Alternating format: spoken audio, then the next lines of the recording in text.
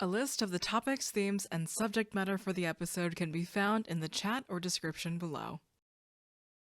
The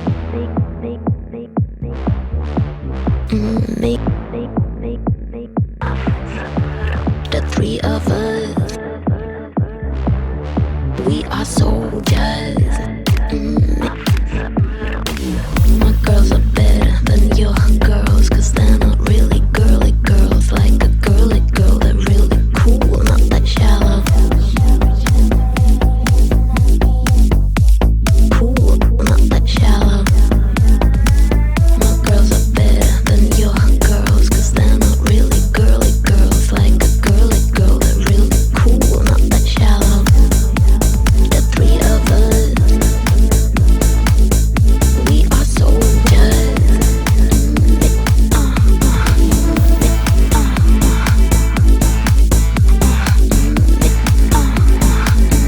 We got soul.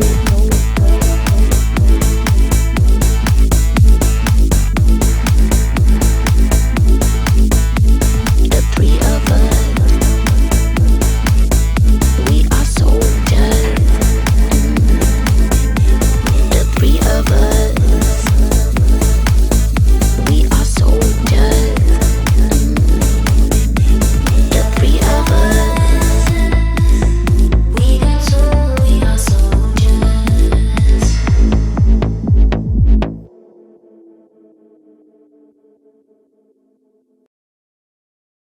We would like to thank our sponsor, HeroForge.com. HeroForge.com has enabled us to bring you Midnight Rush to your very homes, and without them, we wouldn't be here. If you haven't heard it yet, HeroForge.com offers kit bashing. It is a new feature for pro subscribers that levels up the customization on HeroForge.com. The vast array of items and features that can be placed anywhere on the Mini, users have more freedom than ever before to create bespoke miniatures that represent their characters' unique personalized stories. Kit bashing allows you to add up to 20 more items onto your Mini, with each individual item having independent scaling, rotation, and movement. Minis themselves now have greater customization with kit bashing, including more granular hand and finger positioning,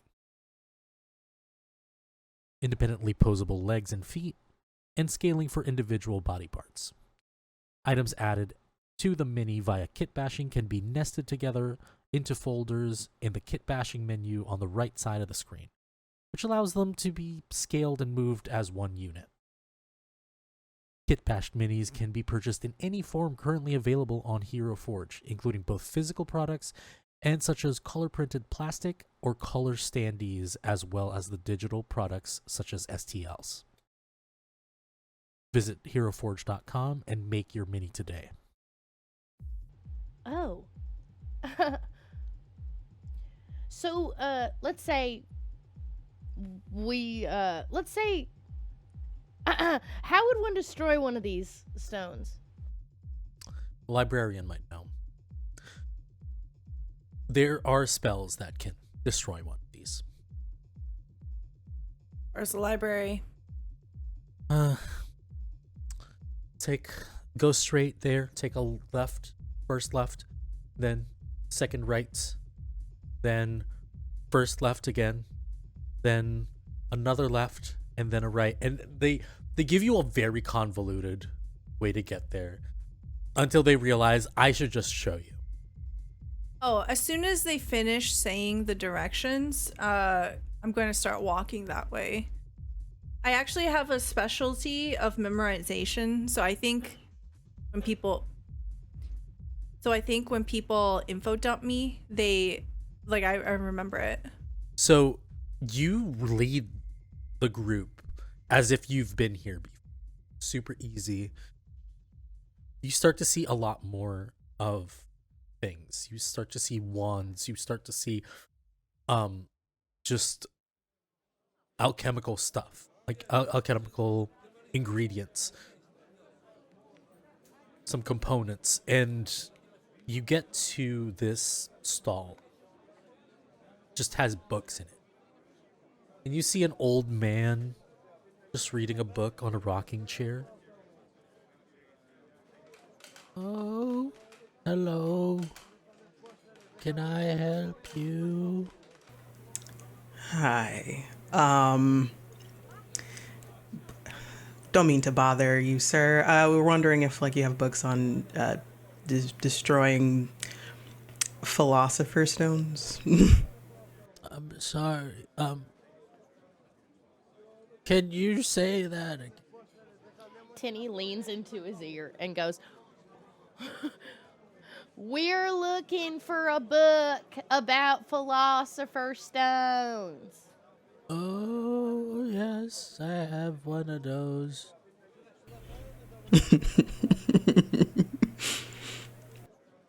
He, like, rickety bones just stands up. I have it here somewhere. He's just looking at the books. Pulls one out. That'll be 1,500 gold pieces, please. Is Power still with us? Yeah. Do you take dollars? What are dollars? Can we just look? Can we just glimpse at it before buying it to make sure it's what we need? I'm sure this is what you need. I will reach into my medical bag and pull out Carter's driver's license or photo ID. And I'm going to hold it up to this person and say, this is core identity, a representation of someone's identity, of a coward and a shitty man that died a very violent death. What if we trade?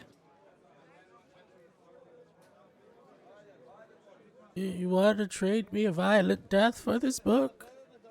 No, it's a picture of a guy who died violently. Really shitty guy. He looks like he's smiling on the picture. Yeah, well, looks can be deceiving. I've got something that we could trade. I noticed that you're having some hearing issues. I specialize in making equipment to hear better. Would you like me to make you something so you can hear better? What kind of sorcery is this? It's not sorcery, sir. I'm just really good at what I do, and I start getting out my tools. And I don't believe you. I have speed crafting, so I'm actually just gonna do it without. I'm just gonna do it while he's saying he doesn't believe me. I'm looking at Carter's ID and I'm like, you're worthless in life and you're worthless even after you die, you piece of shit. And I'll drop it on the ground and I'll just start stomping on Carter's ID on the ground. All right. And Tinny leans towards him and goes, "Do I have permission to put this in your ear?" You can try. I bet it won't work. And she lightly grabs his chin and leans towards it and puts it in his ear. And she moves far away and she speaks at the same volume that she was before. "Can you hear me now?" And you know how old people, their skin has folded over their eyes, and you see for the first time their eyes open wide. Oh my God. I can hear you. Yeah, amazing, yeah? I told you I'm good at what I do. Power. They're a magic person. They're a great magician. Tinny curtsies. So about that book then. Here, take the book. Thank you, pretty one. Thank you. I take it and I give it to Coralie. I can hear everything. You see, it just yells. Everybody just looks at the librarian's stall. It's like, well, looks like you got what you. I just start reading it there. Yeah, you read it. You can easily flip through it, and you find a spell that can destroy a Philosopher's Stone. This is what we need. I offer my backpack for you to put it in. But what does it say? Like, are we able to do it, just us? I'll recite it out loud from memorization as I put it into my medical bag. You recite it out loud. You say that all you need is chalk, a sigil, and a incantation. And you say the incantation perfectly. Do any of us know how to fucking do that? I know a little bit. But that's about it. Theory. Didn't Aaron become a wizard unnaturally? Yeah, but it didn't seem like he wanted to talk about it.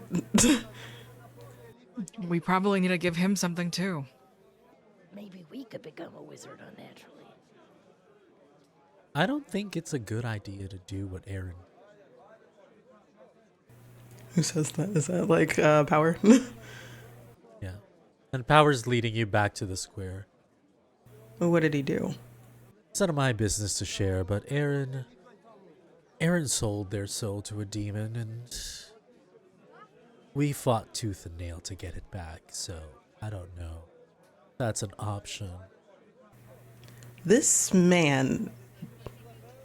So he could go to K-pop concerts and then school the next day? I don't think Aaron did it for that. Oh. It's just a bonus, I imagine. I wouldn't put it past some K-pop stands, you know? Anyway. Aaron's led a rough life, being a trans man in a conservatively Asian family. And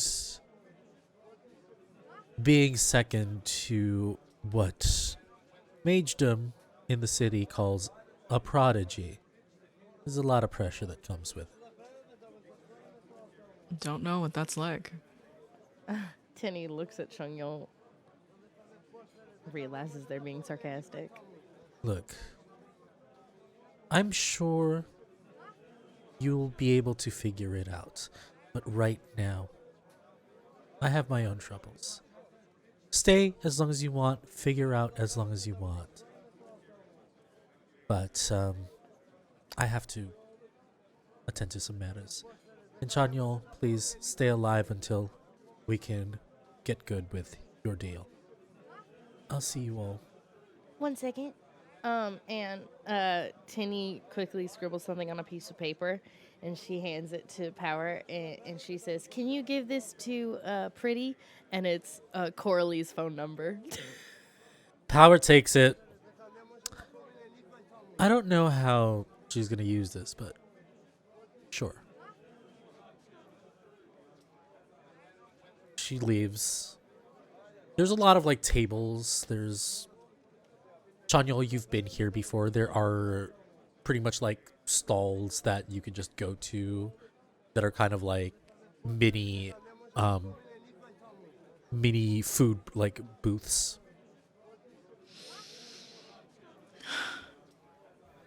So we need a wizard or something. Or to figure out how to become one? Coralie, you don't recall this needing to be any magical thing. I can do it. Oh, it's just, you do it. You can just do it. Doesn't matter. Mm-hmm. Okay. Coralie, you get cooler and cooler every day, I swear. Thank you. So what? We leave. We find a place to do this safe. And what? And then we're done. It's gone. Right? It's gone. It doesn't hurt anybody, but we're targets. And then we die, right? I don't know why we keep deciding that that's our truth. Look, Adrian, Chanyol, you don't know this about me, but Coralie does. I'm really fucking good at running away and finding new life, all right? And I don't want to, but if we have to, I'll keep us all safe. I don't want to do that. Are we not all pretty happy and comfortable right now? Like, can we just grapple with that actually? Just that we have money, guys. That we didn't have to worry for this long about rent or like literally any of the bills that we had to worry about. If any of us needed to go to the fucking hospital. I think what you need to grapple is that that's not an option and wasn't an option as soon as Gale turned their backs on us. And we've been living on fucking borrowed time. We got pulled into this and we kept on getting pulled into it and just barely surviving. The good thing about it was we got money. We could pay bills. We could save money. We could blow it all. How is that not just the best part of it anyway? It's temporary. It's just temporary. If we stopped. We might have died. Eventually. We would have already been killed for fucking up the mission and killing Gale. I know it. I know that if they had found out that we had fought Gale and Carter, they wouldn't have believed us that they turned on us. And he's right. And they didn't believe we would get this far in the fucking first place. So many other people have died already. Daniel, I looked through Gail's phone. Gail has a lot of contacts, and all of them are way more experienced than we are. We don't stand a chance. No matter what, they screwed us. We weren't going to be able to sit pretty for much longer. I'm sorry, I don't like it either. I don't want to do this either. I finally found a home. 23 years of life, and I finally found a home. I don't want to run away either. But I don't want to die. Not when I just found people that I care about protecting. The next step being so fucking unclear is pissing me off. I just want to know who is going to try to kill us. And if we can fucking fight our way through it, if we run away or whatever. I can't see anything.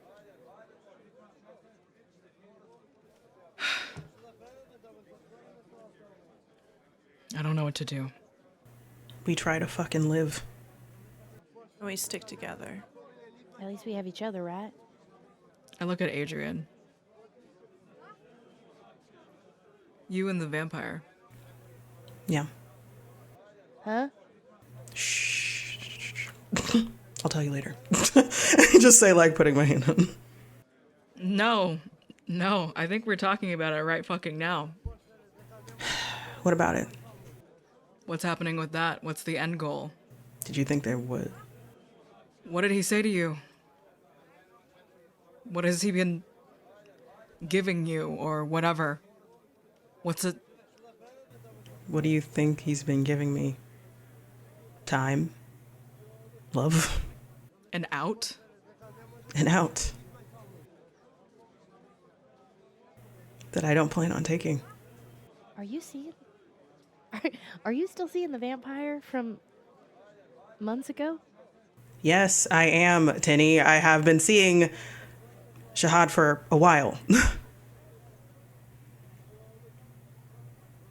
It just happened. Okay. I wouldn't have judged you. I just wish I had known. I'm sorry. But it just happened and I was happy. But he wants to change me. Sounds like every man I ever dated. I've never dated anyone. And you're gonna say no. You're right, I am. But I'm not gonna pretend that I didn't think about it. Because I have my family. That's all I ever cared about. I gave up half of my life for them. And I'll keep on doing that. Even though I want to be selfish and have immortality, I think everyone has thought about it. But I don't know him. It's just been fun. He's made me feel great. But I don't know him. So it's no. And this mage thing, who's... Not to say then if any of us get interested in that slippery slope, that we get into deeper shit. Nothing is safer than the other. I think you're hung up on the fact that like we keep on falling deeper and deeper into stuff when we're just here and very, very mortal. And we're just falling down the rabbit hole more and more. I think you just need to get over the fact that we're here and we're just gonna be here. We can't turn it off now. We can't close the book, can't turn off the fucking light switch. We just need to fucking survive in this world now. I don't just want to survive. We're killing people. And yeah, that gives us a lot of security. But this thing getting us this far deep into this hole, we don't know. Just giving it away, just continuing doing what we've been doing. Being comfortable. I don't think that's an option anymore. Not because we walked away with the stone. Even if we had given the stone away, I think that comfortability was coming to an end. We were set up. What about Jet? He cares about keeping you safe. And he kept us safe. And I don't know, it seems like Coralie seems to not mind hanging out with him so much. And if Adrian's been spending so much time with vampires, well, maybe they ain't so bad. Maybe we make some goddamn friends.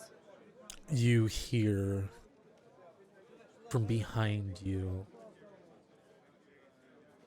You guys are in this kind of booth. And there are just wooden furniture, like a bench and a table. And on this table, there's like this ornate kind of just decoration. And a face pops up. I think you all are overthinking things. I just shoot up. I'm sorry if I overheard. I just overheard you talking. What does this person look like?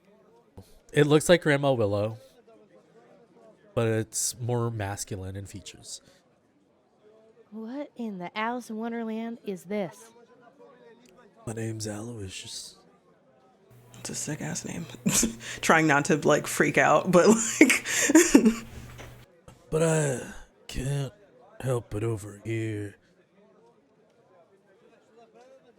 The things that are in this world that you are diving into aren't always black and white. I've been alive for... can't even remember. Do you guys still ride horses? No. I mean, no. For fun. Well, I remember the days when, I've met a few vampires before. Not all of them are bad. Not all of them choose to be what they are. Some of them get tricked to being what they become. And when they become that in the end, some of them choose to stay human. Yes, sometimes Jet texts me while he's taking a shit. Not what I meant. Well, I mean, that's my way of saying, I guess, that he seems humanish. I mean, when we met him, he was killing other vampires.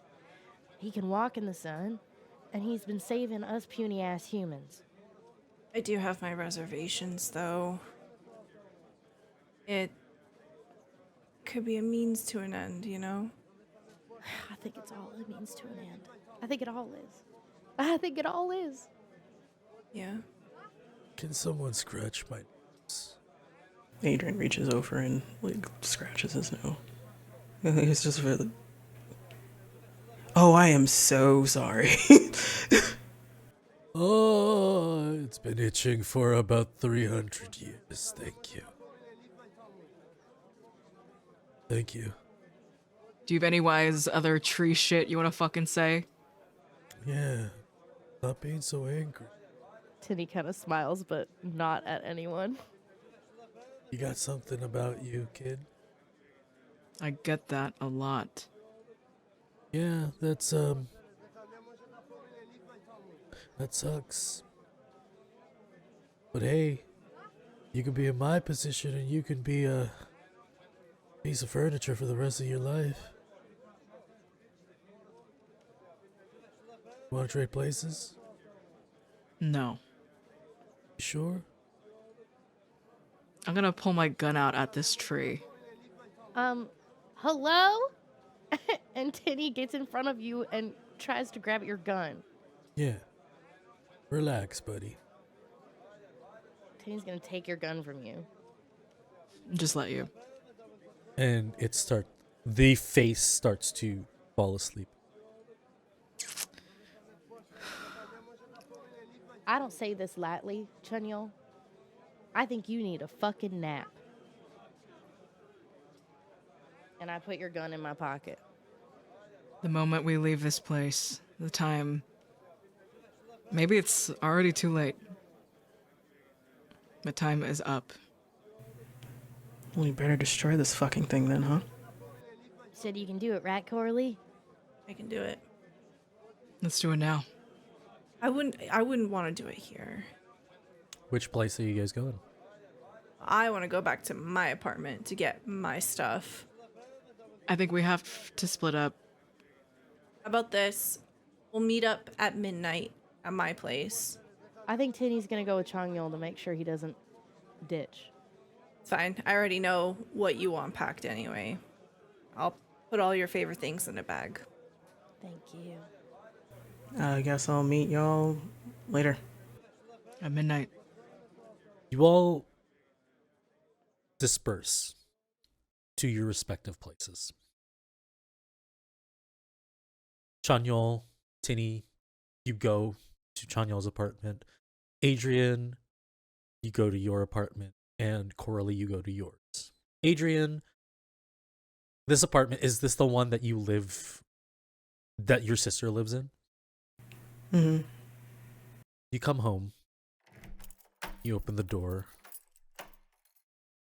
And no one's there. You find a note, hastily scribbled. Got invited out. Don't wait. Pizza in the fridge. Right. I look around and I start packing as I read the note a few times, thinking about next steps, essentially, of who I need to talk to, like maybe send a message. Pack. On the back of the note that she left me, I'm going to leave passwords and information for banking information. Probably I wrote letters, notes, emails, or something like that for her to check out. Dropbox of information that I've noted. I prepared for this because I just didn't know. And we weren't prepared when our parents died. So wanted to make sure that it was all ready. And I leave her a note of how much she was a shitty little sister, but she was my little shitty sister. Roll me wits and awareness. 3. 3. When you left the night market, you noticed at the time, about 9 p.m.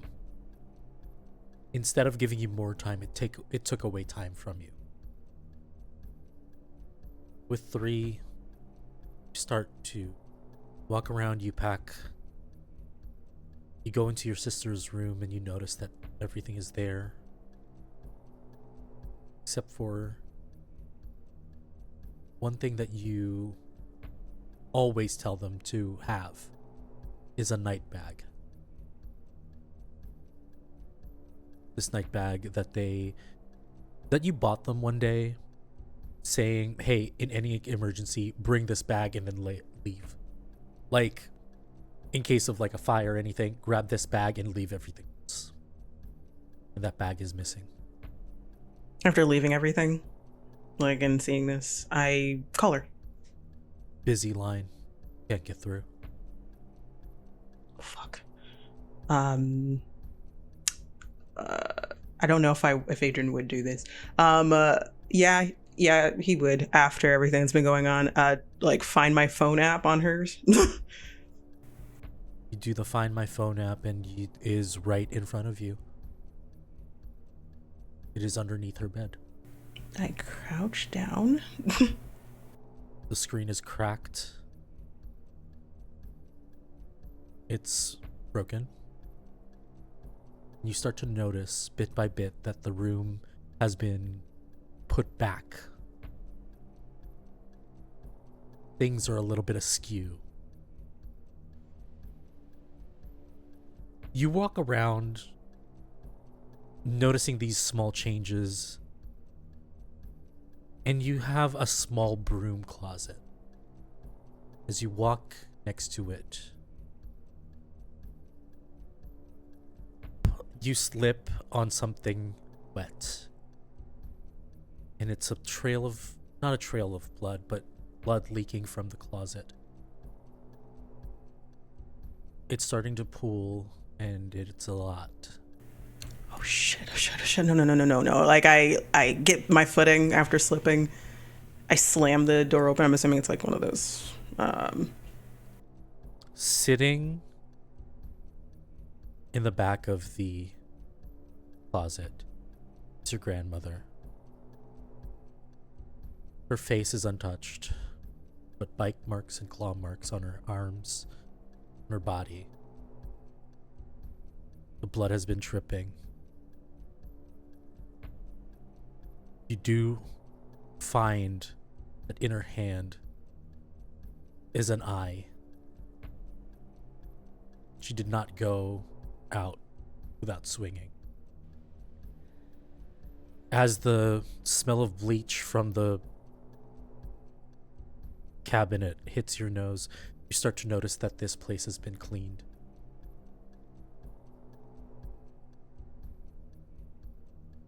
You go around looking, and you see specks of dust on some of the furniture. Dust that is reminiscent of the first time that you've seen a vampire die.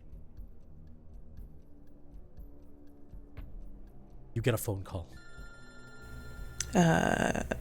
Adrian hears the phone ringing and is just staring, trying not to cry themselves.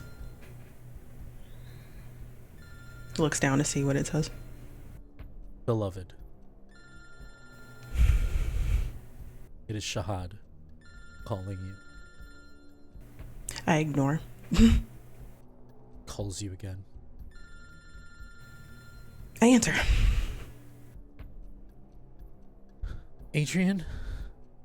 It's Vanessa's voice. Adrian, are you okay?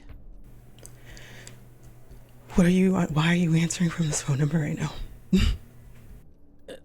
They said they're your boyfriend or something, and that we need to leave. And this lady took me out, and she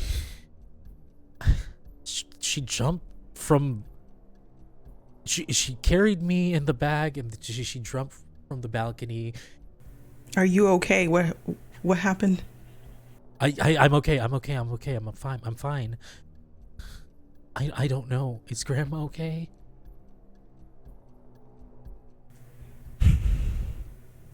Please no. I'm sorry. And she starts crying. She starts sobbing. You hear the phone drop, and it's picked up. My love, I tried. I am so sorry. What happened? What happened? Like I don't understand. I tried. I didn't know what to do. I had word that there were people out for some humans, and one of the description was you. And I was worried. I made sure I staked out your house. Not long ago, some men infiltrated your apartment. Me and Ramona tried to do what we can. Ramona, with quick thinking, took Vanessa out. But when I got there, your grandmother, however, was too far gone. And I did what I can, and I took one for her. But I did not get away unscathed. I just want to know that you're okay. Please, take good care. If you need a place, I am with your sister right now. You know where I live. I don't want to put you in or her in danger any more than I already fucking have. This is my life, my love. Being what I am is dangerous. Anything for you. Yeah. I'm coming to you now. And he grabs his stuff and rushes out. You rush towards Shahad's abode. Shanyal, Tinny. You get to Shanyal's apartment. And as you enter, Tinny, you feel the most unsettling feeling you've felt in a while. Like something's watching. I stopped Chanyol, and I guess I'd investigate. You look around and can't really find anything, but it starts to hit you. That moment a few days ago in the warehouse, in your safe house, Chanyol was joking around of being haunted and something there. And I think this is what Chanyol was feeling. You weren't kidding about being haunted. You feel it, right? Yeah, I feel it. Dear God, why are you living here? And then I think the camera just sort of panning to this fully furnished, luxurious, like, apartment. Beautiful view and everything. Unnecessarily gaudy. But still messy in a tried and true Chanyol way. It was the most expensive one. You know what? You surprised me a lot, but then again, you're so consistent. She kind of just taps your shoulder. Let's just get what you need to and leave, all right? I guess. I go to my room. It is awfully cold. It's already cold for fall, but it's ice cold. You look at the mirror, and at the edges you notice some moisture crystallize. You grab things from your closet, pack your bag. You have a moment. I think Tinny follows Chungyol to his room. And I think you see there are some like picture frames, kind of like a messy little desk of like old pictures.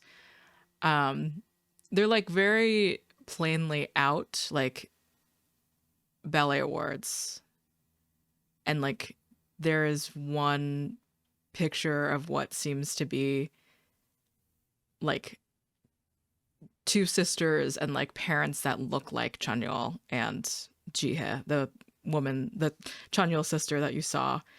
And like, you know, it's that fun thing of like, should I be looking at these pictures before Chanyol, who is now, you know, physically transitioned, of like a young girl, truly, a very like broad-shouldered girl still, but like still someone that had like flexibility and grace at one point and care for her hair, but now is like the man that you see in this room at the same time with you, and he's just like casually, not so casually so much, like kind of punching clothes into like a duffel bag and just sorting through toiletries. I think Tinny sees the picture and looks away really quickly and then checks to see if you're looking and then tries to look at it longer. And then she picks up one of your awards and she tries to be quiet because she knows you're upset. I always kind of wondered why you were so graceful. Not so much anymore. Well, I think this is really cool. Were you afraid I was gonna run away? You caught me. I want you to have the choice. I do. I just want you to talk to me about it first. Do you want to know why I chose ballet? Yeah. We didn't have anything growing up. But what we did have was, you know, dance centers that were too close to the red light district for any dancer's future to lead one way or another. But for some reason, the rigidity of the form, I couldn't listen to anyone in school, but for some reason these fucking teachers at these centers were just so poor, but they were the most intense teachers. And you know, yeah, I got complimented a lot for being not good at it initially, but you get better at it if you practice. And at some point, someone just started paying for me to go. And I went. And I loved it. And then that expression, the sport of it all, just wanting to have a bodily experience that felt good to be in. Thank God to finding out more about yourself once you're in America, I guess. But then I learned it was just, I was a fucking boy. But there's still more problems. There's still the money of it all. There's still this sister that has to apologize for everything that you ever do because you're just can't do school. But I auditioned to go in to get to New York.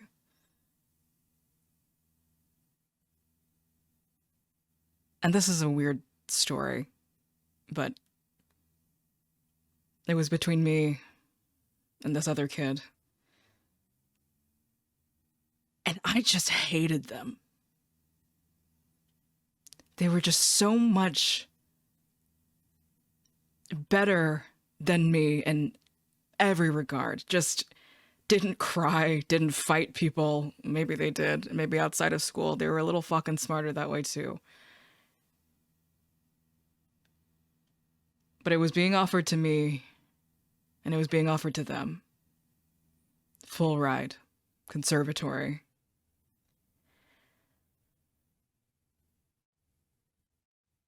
And I basically was fucking killing myself trying to make sure that I was perfect.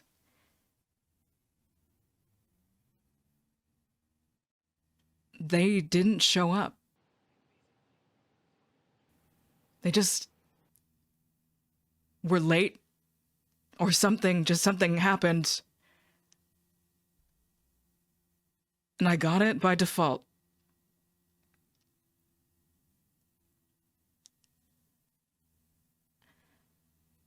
And so many people were saying maybe it is a blessing of some kind, but it was just,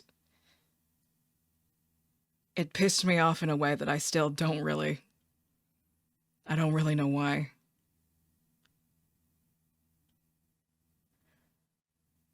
But I could leave my parents. My sister could take me. She could start a job, and then I would just start transitioning, I guess.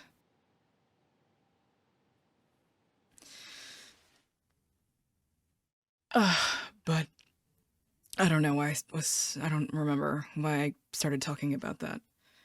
Do you miss it? Ballet? Yeah, Boys can do ballet too. they can also start smoking a lot and drinking a lot and getting in enough fights that someone can see your worth as a fighter over a dancer. I think you have lots of worth, Chunyol.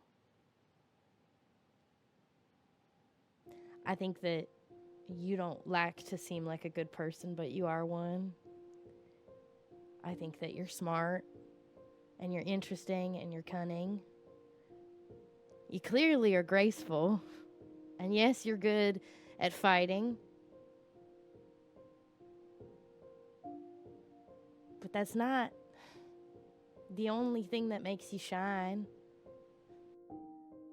When shit's not hitting the wall, you know, I love watching the way you shine in our group. I love watching the way you talk to everybody.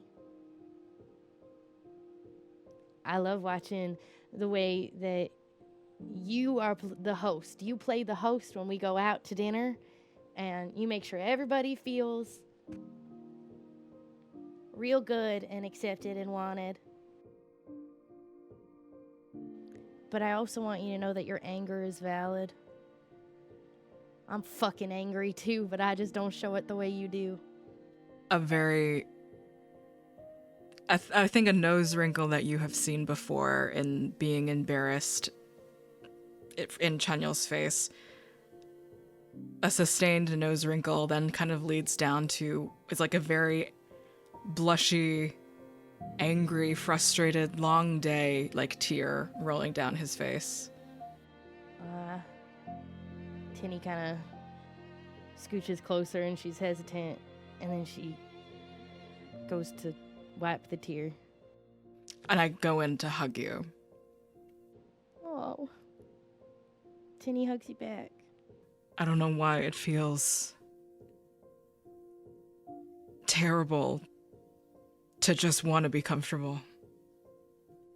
And I know I'm being such a fucking asshole, but I just... This sucks. It's just all happening, and it has to. Tinny's still hugging you, and she says, I want to be comfortable too. I just don't think we have that luxury right now. I pull away from you, but not away from your arms. And I'm tall and broader and scarred in newer ways that both of us are. Oh, Tinny knows exactly what's happening right now, and so she's kind of like not meeting your eyes. She's like so nervous. You got a lot of scars now. The one on your lip is really distracting. And she's so shocked that she looks up at you like, ah! I'm sorry. We gotta go, right? Boom! Something in the background, a crash. Furniture, I think it would be a cabinet, drops down in the living room. Rush over. Another bang, and you see from where you were feeling this dread, this presence, this black, inky, shadowy substance is on the wall, and outside of it comes pink-haired, Victorianly dressed woman. And in her hands is a head. Just a severed head and dissipating into dust. She looks feral. She looks at you, Chunyol, fangs baring. Her eyes, the gray in her eyes, are ice cold.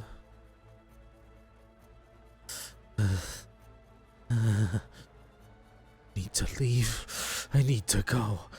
And she jumps out of the window, crashes out. Did we recognize the head? It's just a guy.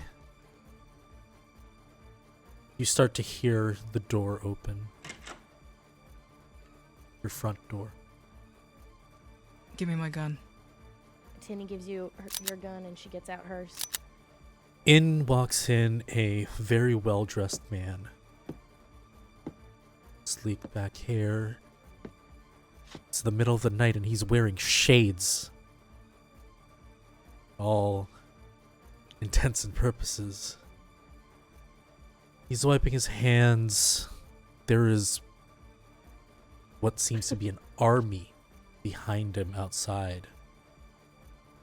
Got away again. Huh.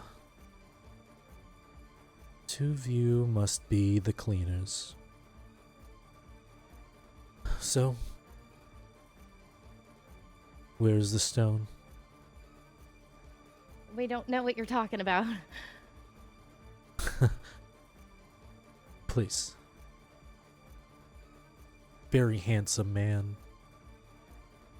With a square jaw. He smiles with his fangs out. He notices that you are all packed. In Korean, he addresses you, Chanyol. Don't play this game. You must be Jie's brother. What about it? You're lucky, my child. Thought ahead. Now I can't find her. But now I found you. And you missed a meeting. And in English now. We were waiting for the four of you. And you have something of ours. I have about 20 men waiting outside. Let's not make this messy. Where is the stone? I think Tinny isn't used to cowering anymore, but she kind of feels like you're the stronger presence here, and she is kind of hiding behind you a little bit. I raise my duffel bag. This? And then I take Tinny by the hand and I start running towards the open glass hole that was my window. Tinny just lets you. she jumps with you. The two of you jump outside of the window. This is something that isn't far-fetched enough. The reason why you probably thought of this was because of the tree outside your window. Jumping outside the window, I need you both to roll me dexterity and athletics. Ooh, I'm good at these. Willpower. Willpower. I need you to roll me 5 successes. 6. 4. All right, so with 6 successes, Chanyol, you jump out, and with fast reflexes and grace, you were able to traverse the tree without taking any damage. Tinny, you try to follow suit. Unfortunately, it is a new terrain for you. You take 2 superficial damage. Oof. You are quite winded, but you get to the ground level. At a distance, you can see the pink hair running.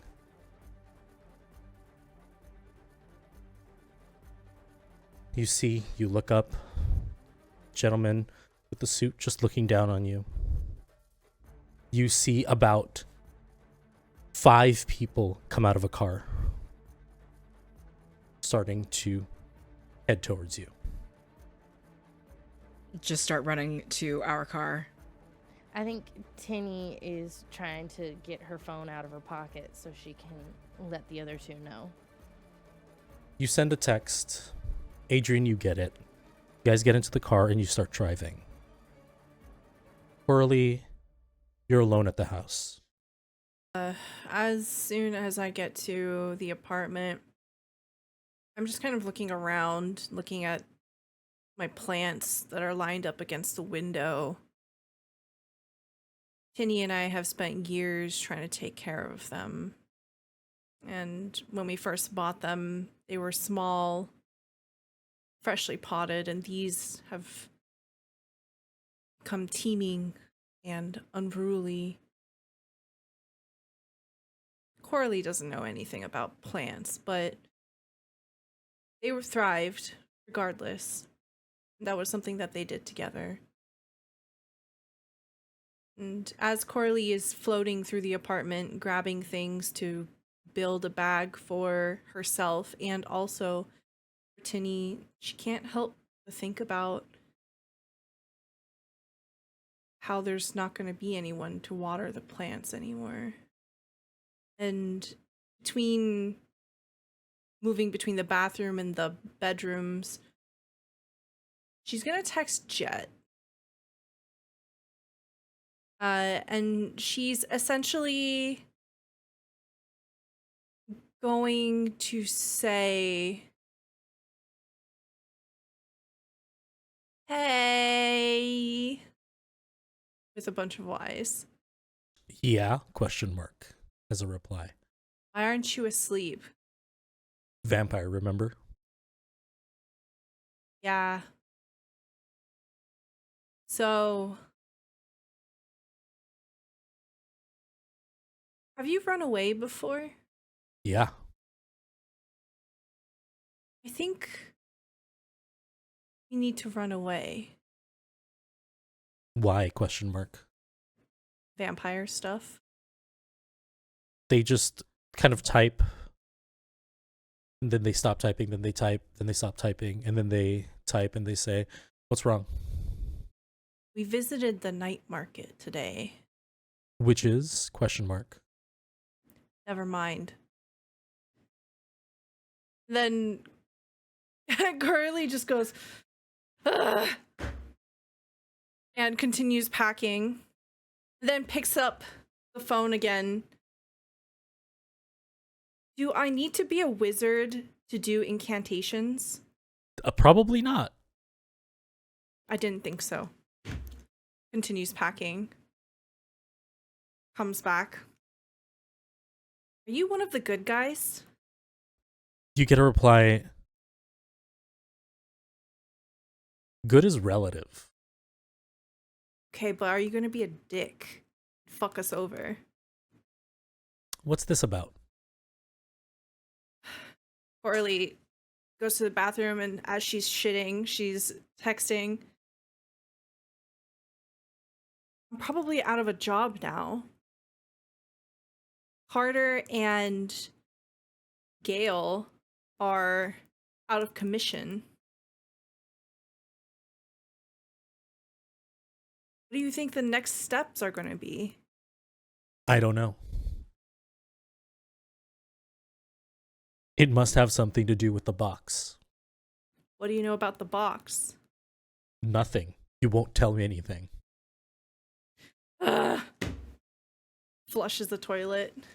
Goes back to the bedroom. Throws herself on the bed. We found something. ... Is it with you, or did you throw it? Did you throw it away? We kept it. Denise gonna fucking kill me. Ugh. I just bury my face in the pillow and I scream into it.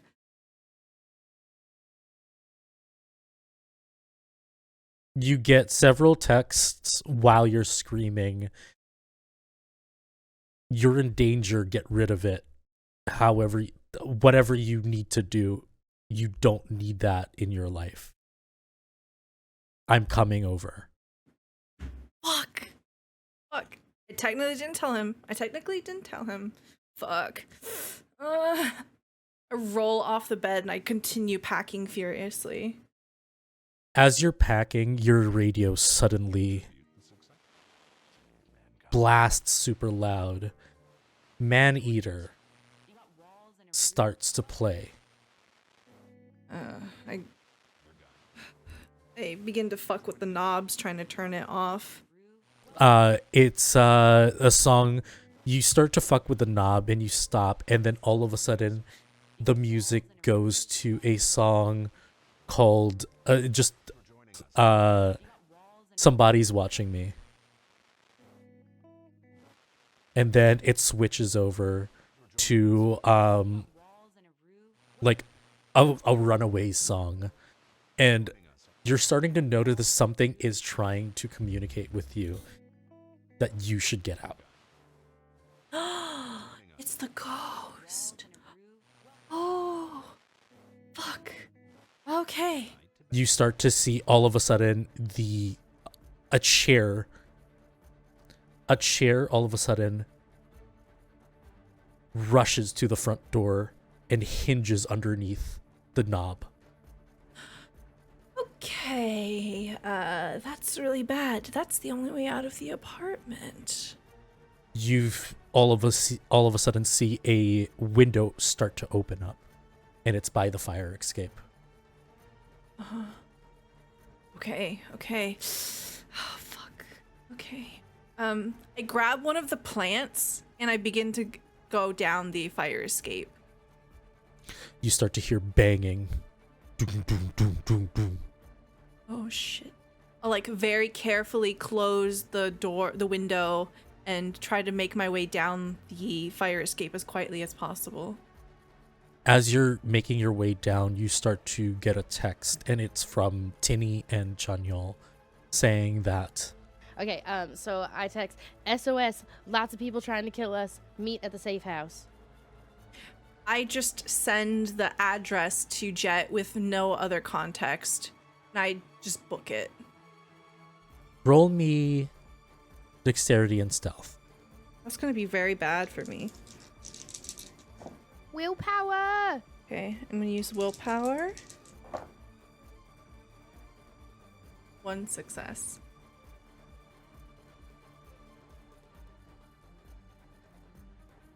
I throw the potted plant at them. Okay. It has bought you some time. The three of you meet there. Adrian is not in the safe house. Jet arrives. Call Adrian. What's going on? We need help. Someone was trying to break into my apartment. am gonna go. I'm gonna react. And I'm gonna go and try to punch Jet. Okay. Do I roll? Like, what's up? No, he just takes it. Okay. I grab him by the collar, by just like his shirt. Why the fuck were there a bunch of fucking vampires at my place? This guy. What? What would I know? I don't know anything. You don't tell me anything. Why was he speaking in Korean? Why is he talking about my sister? What do you mean? Sunglasses. Wait, what? Where's Natalie?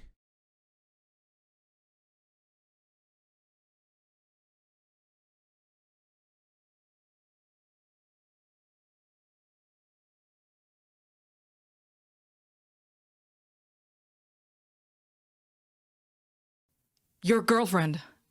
What happened? She came in, broke down my fucking cabinets or something. She looked insane. She jumped out the window. Okay, and what do you... Chronological order. What happened? I get into it. Yeah, I think Tinny has to help Chanyeol. Yeah, Tinny kind of grabs Chunyeol's shoulders and like tries to coerce him backwards. And she says, "We were in Chunyeol's room packing, doing absolutely everything that's normal about that. And somebody and your girlfriend broke down the door, holding a severed head, looking like she wasn't herself. And then next thing you know, 25 more men come chasing after her, but then put their sights on us instead. And they wanted something." He runs to his car and he takes out something. It's wrapped in like this handkerchief and it's this small mirror. And he's trying to look and then he smashes it on. Fuck. What the fuck? She dropped the words on your place. She's gone. I don't know. Can she be trusted? What happened? Yes, of course. We've been watching Chanyeol just to make sure. Watching me? Yeah. Okay. Well, Wait, who's this guy? He said something about children, his child. he was real official-like. You start to see the purple irises of Jet dilate. He starts to disassociate and his pale complexion gets paler. Oh my God. Was he talking about you? Did you get us into some more mess? No.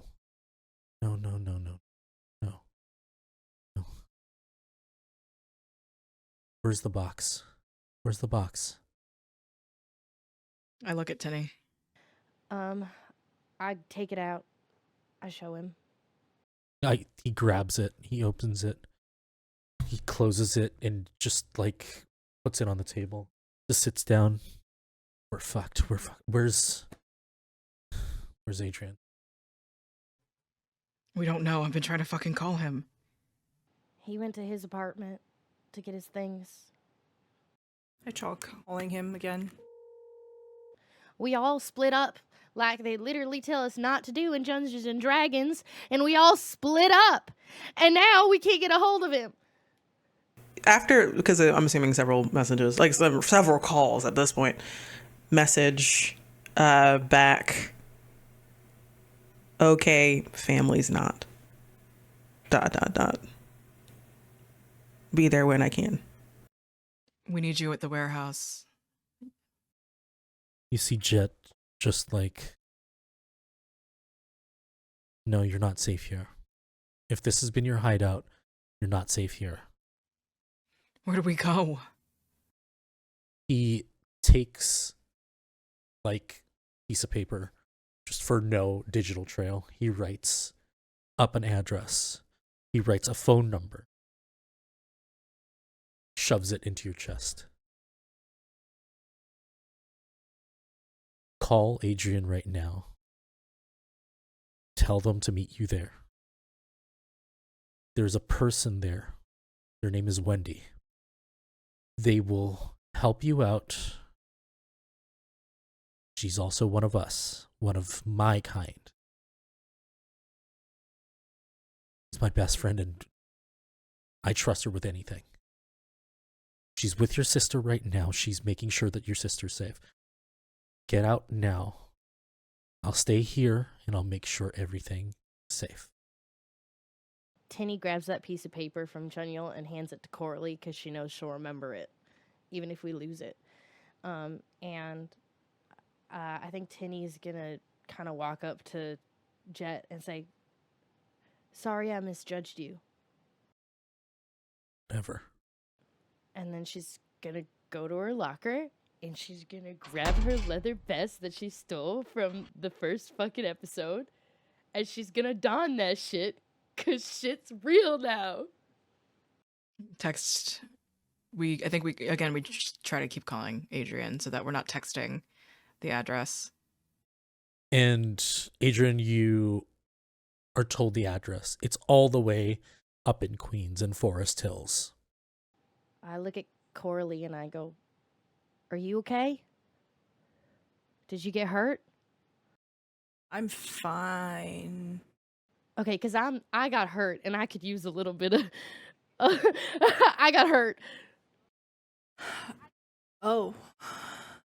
Let me have a look at that. Hey, Jet. What? We're gonna destroy it. Do what you gotta do. If you found a way to do it, then do it. I did everything that I could to make sure that that doesn't get made. And clearly I failed, so... There's like a long look that Chunyul just kind of has with Jet. It's a very one-sided internal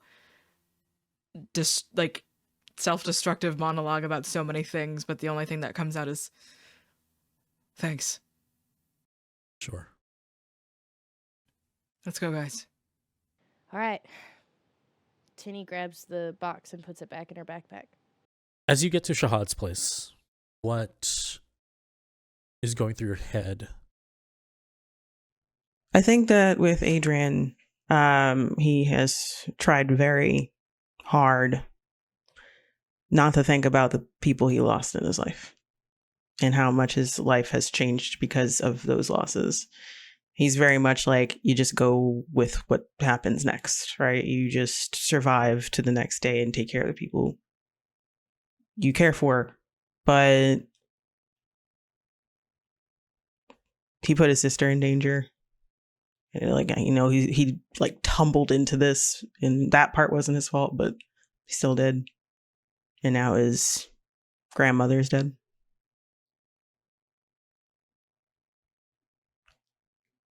He bawls.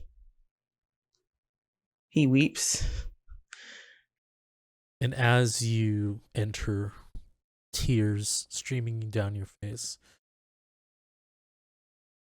you see Shahad rushes, stops, and gives space for your sister to be with you. Ramona holds Shahad in a hug, whispers, not so quietly, let's give them a moment. They leave. They go to another room. Shahad's place is a expensive loft. 2 floors. You have to take an elevator. As the elevator opens, it is just their place. Oh, one of those places. Okay. There is a heavy security detail downstairs. Wordlessly, there's no other sound coming out of your sister. As if she's been tired of wailing and screaming. all you feel is their shaky hand grabbing your shirt. And I hold her. Like, tightly, probably painfully tight, but I'm not sure if she cares about that. I don't think she cares. Honestly, it seems that it is necessary, as holding her up is becoming a chore as their weight is thrown upon you. I carry over, if like it's gonna be that way, to like somewhere, a couch area. So, There's a couch. and I tell her what happened. In the raspiest voice, men came looking for you. Grandma didn't feel right. She took the baseball bat near the door, but it did nothing. She told me to run in my room, and all of a sudden the woman was there. She told me to get whatever I need. I thought of the overnight bag, and that's it. I grabbed that, and she whisked me away. She jumped, and what are they?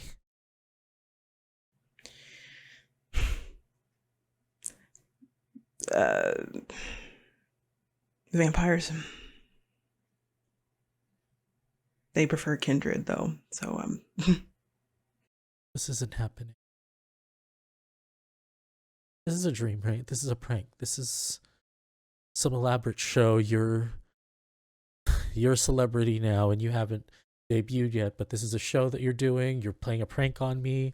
Grandma's okay, right? I hold her face. It isn't. And she starts to convulse again and cry, and as if the seat just disappears underneath her, she just slides on the floor. And by your feet, you just see her in a ball of suffering and pain as her back just shakes uncontrollably.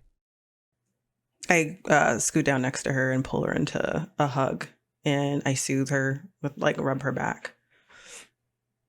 From her voice that was so raspy, she still mustered the screams of pain of losing one's loved one. And it echoes in this spacious apartment loft.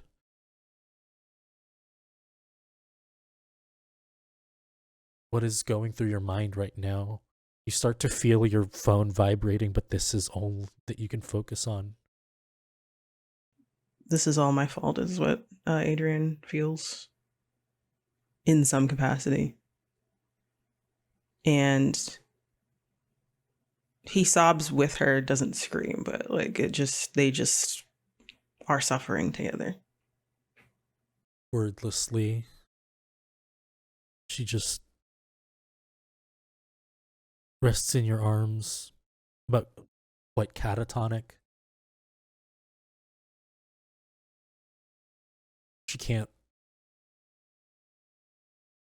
move from the state that she's in.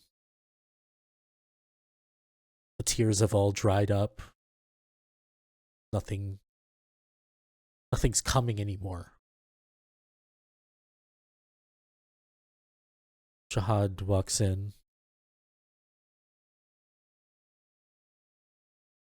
I have not recalled how it feels to lose someone close to you in a very long time. But I am sure that it isn't pleasant. And I am sorry. The first time this happened, we were driving home, and we both wanted ice cream. And car accident. Parents died.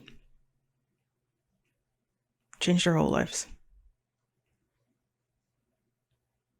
This, I don't know what I could have done differently with this one. Like literally series of unfortunate events led to this moment.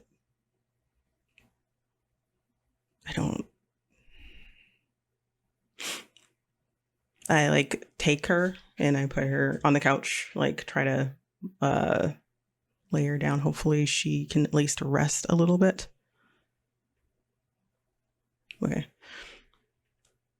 And I look at him and stand. I have to do something. Whatever you need to do, you have me behind you.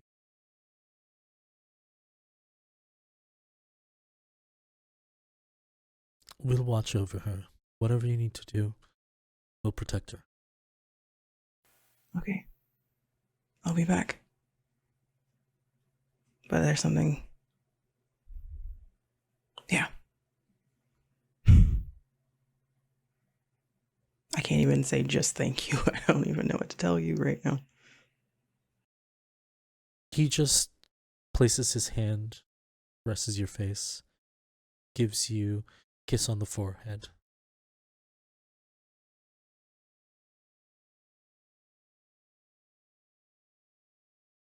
You don't need anything. You don't need to do anything, say anything. Okay. Lean forward. I kiss him on the cheek. I grab his hand, squeeze it. Look down. Vanessa, I'll be back, okay? I will be back. She just nods. Sighs. Mask slides back on. Eyes are bloodshot. And leaves to go to the location. Sends the message after all the calls came in. Gets the text message of where everyone's meeting now and meets them there. So with that, you guys all head to Queens. It's a bittersweet reunion. As you arrive there, Chunyul, your sister, rushes you in a hug. That cold, proper, structured demeanor is gone. And it's just your sister again.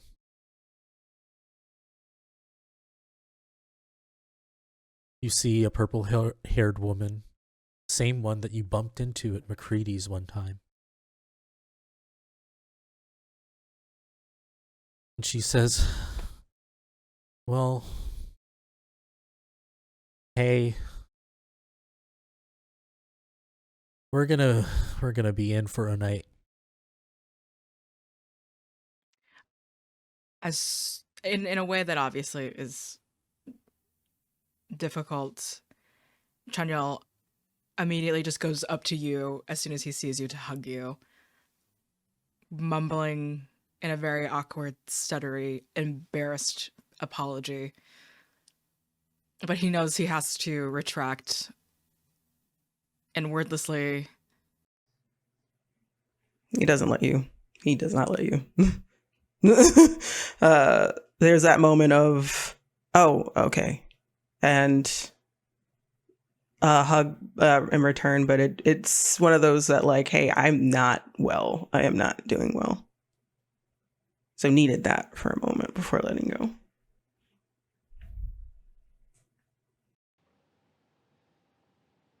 I think Teeny comes up behind you and joins the hug. And hugs around the two of you. And she goes, Coralie. Huh? Coralie! What? Since the fucking...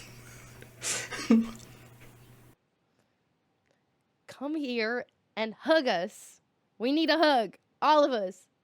Hey. Kind of awkwardly. And as Coralie comes to join you, you feel another set of hands, and the purple-haired woman is also hugging.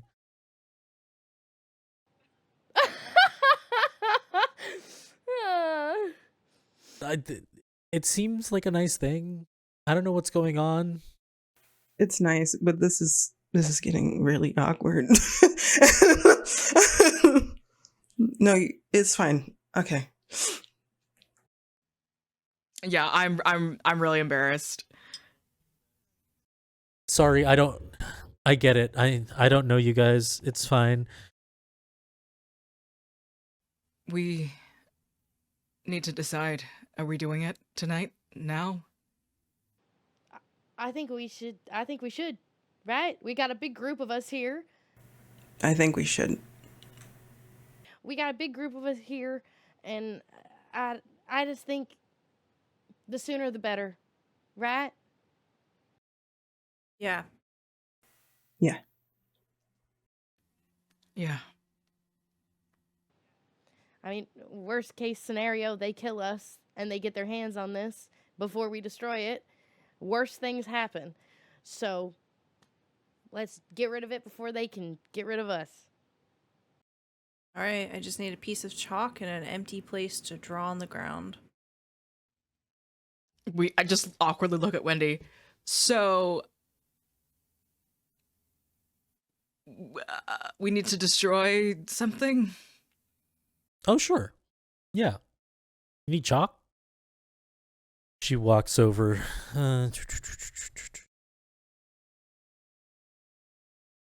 I gotta see if we have chalk first. And she's like, let me check the kids' room. I think Tinny's also checking her tools. And where are we? It's just a random house. Where are we? What is this place exactly? Like Adrian says, I don't know. And it's a house in Forest Hills. Wendy goes upstairs, and a bit later, they come down running. I got it. Thank you. And they hand you a set of like just street chalk. I bend down as if I'm going to start drawing on the floor inside this house. I lean over to Adrian and I go, this is just like Full Metal Alchemist. You start to draw the alchemical circle, and you put the stone in the middle. Roll me charisma and occult. Could I argue that I'm a very studious person and I've memorized it and I also actively have the book? Could I use intelligence instead of charisma? Sure. Ooh, okay. That is 1, 2, 3, 4, 5, 6 successes. 6 successes. You recite the incantation. At first, nothing happens. You feel, maybe I should do it again. You do it again. And on the second time, you start to see the circle glowing. And it starts to trace. And the room starts to turn red. I just grab hold of everyone. It becomes hotter. And with everybody's hands connected together, that's where we're going to end our session.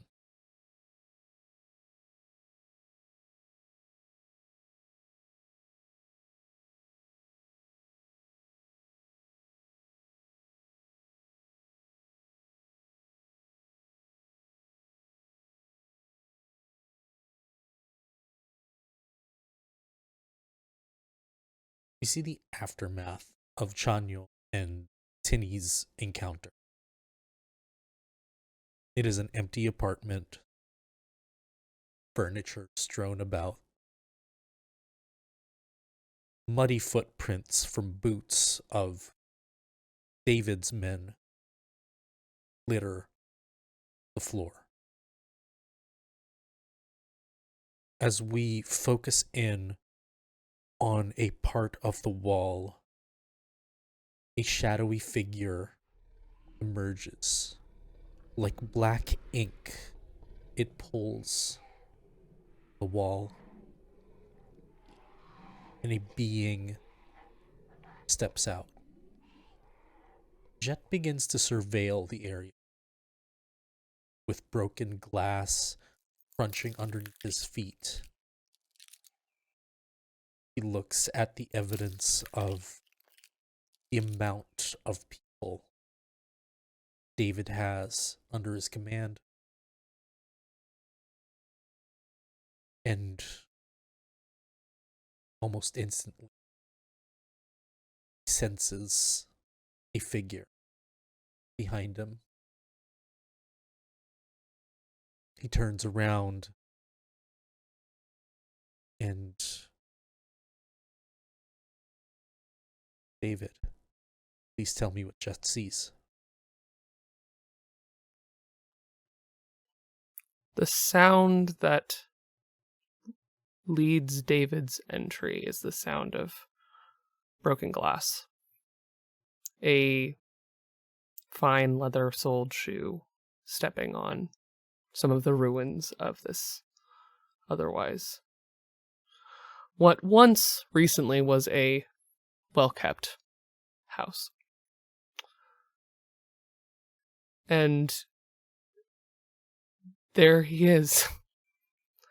7 years of running around the world, 7 years of David's life spent following Jet. And it feels like a rush. He'd forgotten what it was like to be so near his child. But also there's that bitterness, the knowledge, that creep of time, of how long it's been, how far Jet has come, how much Jet has done. And the chaos we are in now. And David steps forward wearing a beautiful white designer sweater over a white button-down shirt, the top button undone. He's, of course, casual, while he is staking out what remains of this apartment.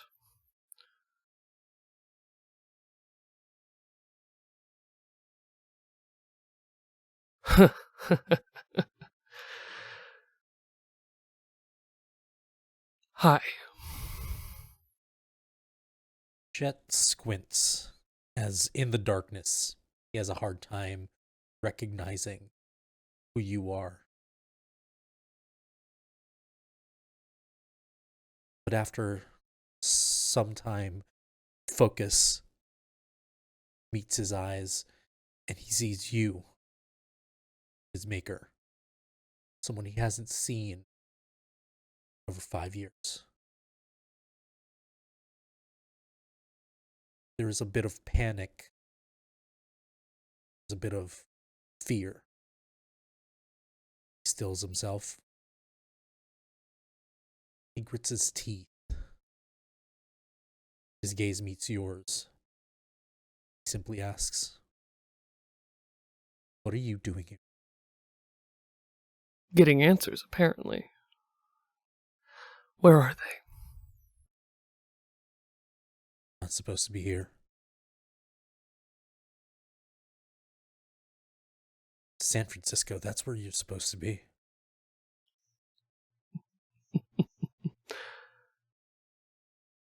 Takes a step back.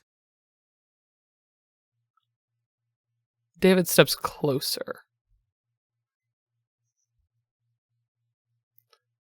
And then David smiles that bright, charismatic smile.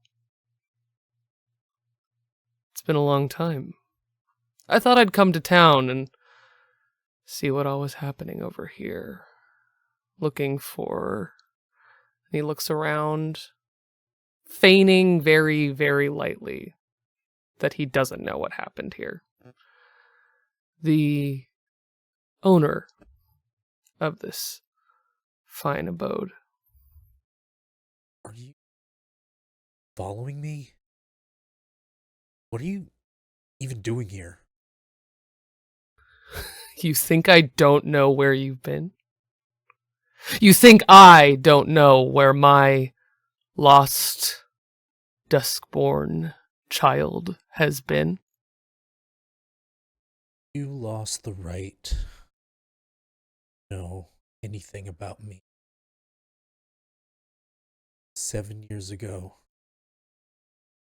I can't. Why not? It wasn't my fault what happened to me. Blame me like it was. You were supposed to be better than this. Doesn't matter. Made something of myself. Don't come here saying that you just want to see where I've been. My black crow. My little red gift that I never asked for. You were supposed to be the next one. You were supposed to be there with me when everything changed, and yet you took that change on yourself. Here we go. David, feigning responsibility.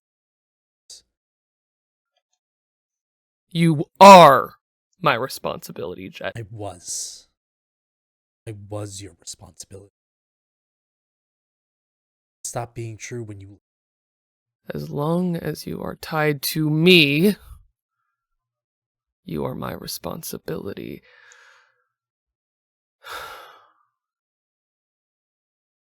And now, you are in my way. Where's Natalie? You know how Natalie is. Swear to God, if anything happens to her. I didn't lay a finger on her. I promise. And he smiles again, that winning smile. That smile that Jet has seen covered in blood. That smile that breaks deals. That breaks rules. There's a certain discomfort as you smile at Jet. Memories rush back to him as if it was just yesterday. You notice he had a lollipop as he entered the apartment. And as he grits his teeth, a certain crunch echoes around the room.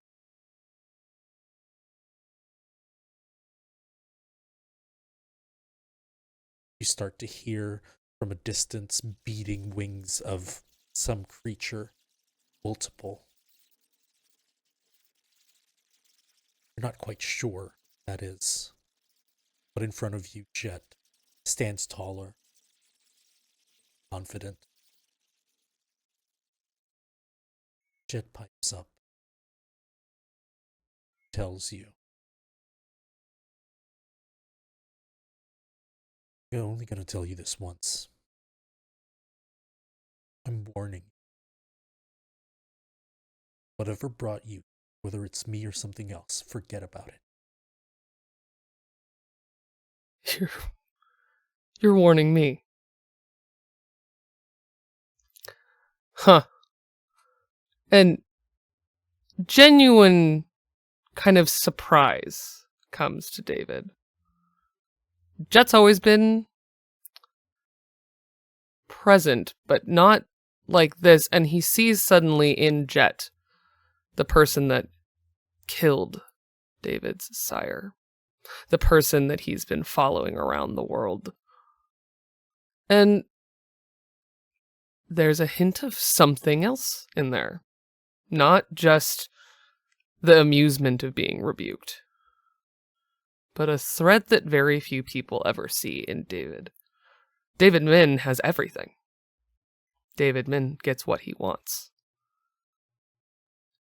But for a glimmer of a moment, Jet, who knows him very well, sees a thread of envy. Jet has found a spine that he did not have before. You're going to threaten me? You're going to threaten me. Me who, I don't know if you've noticed, but Austin's people running around this city, they're looking for someone, something. You think that Austin organized them? So what? You're willing to let me tear the city apart to prove a point? I need what I'm looking for. This isn't the place for you, David.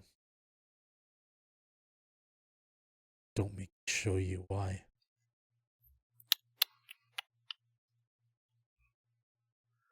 You forget. And as David starts to say this, his voice begins to resonate a little bit more full around the room, fuller than this apartment should hold, like he's standing in a grand cathedral. As he begins to draw on that deep and beautiful gift that Ophelia gave him so long ago, that powerful vampiric presence, as he pulls on specifically his ability of Daunt. The room shifts in Jet's perspective as it suddenly slants, like being hit by a tinge of vertigo. His posture slumps. There's a little bit of fear and imbalance. Jet's starting to think of something, some form of comeback, but it's just not coming to him. And you start to see postures with a certain rage. But then he realizes that you're right. This is textbook David Min. You may be a black mark on me, but you won't stop me, and you don't scare me, Jet. He begins to compose himself. I've been through a lot back home. I've been through the streets of St. Petersburg facing things that you can't even imagine. There's nothing that you can do, David, that I haven't prepared for. Try to tear this city apart, and I'll be sure that this is the last city you'll ever see. You're not the only one with magic tricks. And calling back to the sounds that you heard earlier of beating wings, sudden gust of air comes in through the window and shattering glass from the one that was remaining flies across the room as a cauldron of bats surround you. It's a nice trick. You learned that from all those old vampires? Once around, they start to congregate around Jet as if they are protecting. Creates a little bit of distance between the two of you. But to you, what are your bats going to do? That doesn't seem like enough to stop David Min. They did give me the idea. This is all me. David just steps forward. Hearing "it's all me" somehow takes the fear of the situation away for David. He's not afraid of Jet. The only fear he's ever associated with Jet was what Jet was, the thing that drove David in shame. But Jet himself, he's not afraid of him. And he steps forward and draws in some of his vampiric fortitude, and I'm going to use his toughness to just weather any of the flurry of bats like they're nothing.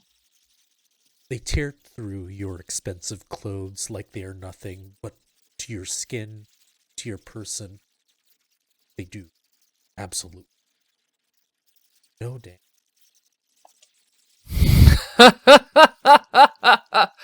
Oh, I've missed you. You weren't as dramatic back then, but...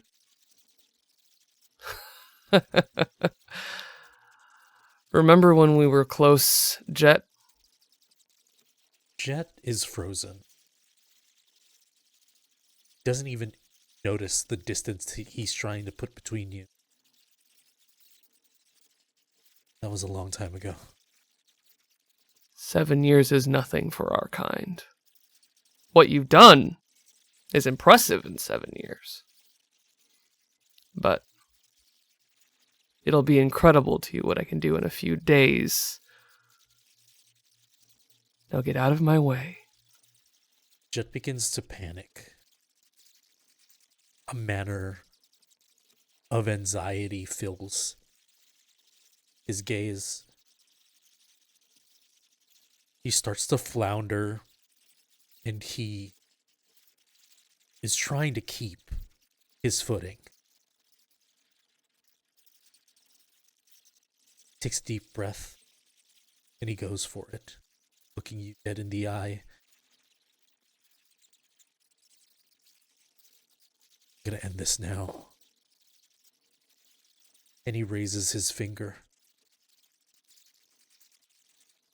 It is in the shape of a gun. And burning the tips of his fingers, you see a ball of fire fly out. I need you to roll me athletics and dexterity. David has been blessed with a great gift by a luck so profound that many have been unable to describe it other than being the luck of the devil. And instead of taking any sort of attack from Jet in this moment, just that he's so blessed in his vampiric power that it doesn't do anything. It fires off the shot, and it surprises you that a mere Duskborn can do something that you haven't even seen any of your peers have done. As the bolt of flame flies through the air,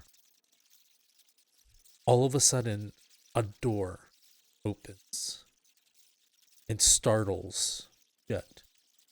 The trajectory of this bolt of flame veers off course as one of Austin's men bursts into.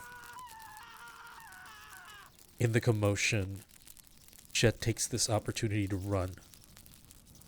Your child, now gone in front of you, all that's left is charred, burning flesh of one of your men, as Jet is now out and about in the night.